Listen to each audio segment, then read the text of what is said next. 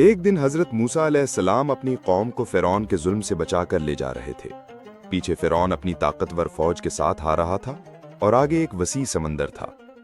بنی اسرائیل گھبرا گئے اور کہنے لگے، اے موسیٰ، ہم تو پکڑے گئے۔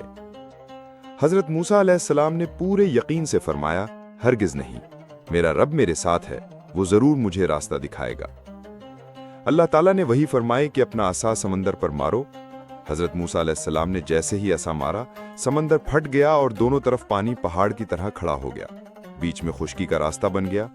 حضرت موسیٰ علیہ السلام اور ان کی قوم محفوظ گزر گئی، لیکن جب فرعون اور اس کی فوج داخل ہوئی تو سمندر نے سب کو اپنی لپیٹ میں لے لیا اور وہ ہمیشہ کے لیے غرق ہو گئے۔ سبق یہ ہے کہ جب انسان اللہ پر سچا بھروسہ کرتا ہے تو ناممکن بھی ممکن بن جاتا ہے۔ اگر آپ کو یہ واقعہ پسند آیا ہو تو لائک کریں، شیئر کریں اور مزید تاریخی واقعات کے لیے چینل کو سبسکرائب کریں۔